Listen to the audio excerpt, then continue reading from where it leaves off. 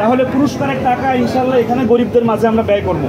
সে যে 1 নাম্বার হয়ে টাকা পুরস্কার পেয়ে সেই টাকার একটা অংশ ওই দেশের দুস্থ মানুষদের মাঝে ব্যয় করেছে। সন্তান আমি মাননীয় প্রধানমন্ত্রী শেখ হাসিনার কাছে আমি গোপালগঞ্জের সন্তান হিসেবে।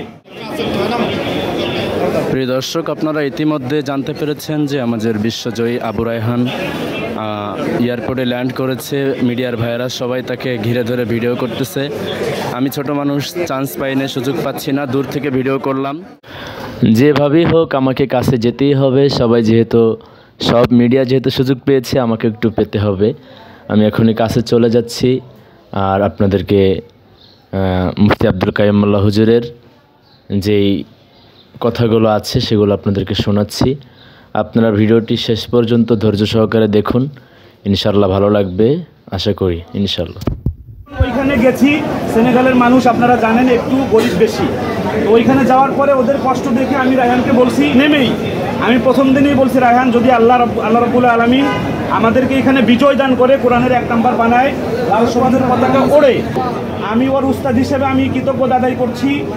বাংলাদেশ আন্তর্জাতিক ক্রীড়া সংস্থা বাংলাদেশকে, বিশেষ করে স্যার সাইফুল্লাহ মাদানী সাহেব, উনি সারা বিশ্বের সকল মাসাবাকা যেখানে হয় সকল বিশ্বের বড় বড় বিচারকদের সঙ্গে এবং দেশের সকল সংস্থার সঙ্গে ওনার ওঠা বসা ভালো আছে।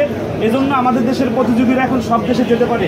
ইসলামিক ফাউন্ডেশনের মাধ্যমে মোট 8-10টা দেশে যায়, 7টা দেশে যায়, বাকি অন্যান্য দেশে আমাদের ওনার মাধ্যমে যাচ্ছে। আলহামদুলিল্লাহ, আমি বিশ্বজয়ী সন্তানরা যেন ওনার কাছে একটু যে সাক্ষাতের সুযোগ পাই মিডিয়ার মাধ্যমে, আমি এটা চাই। আপনারা কি চান এটা?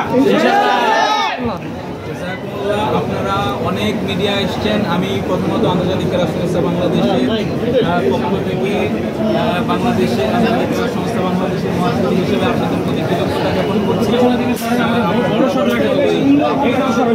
হাজারো ব্যস্ততা এবং হাজারো সুযোগের মাঝেও আমাদের কোরআন প্রতিযোগী তার এই নিউজগুলোকে ভালোভাবে প্রচার করেন। আশা করছি আগামী দিনেও এই প্রচারণা অব্যাহত থাকবে।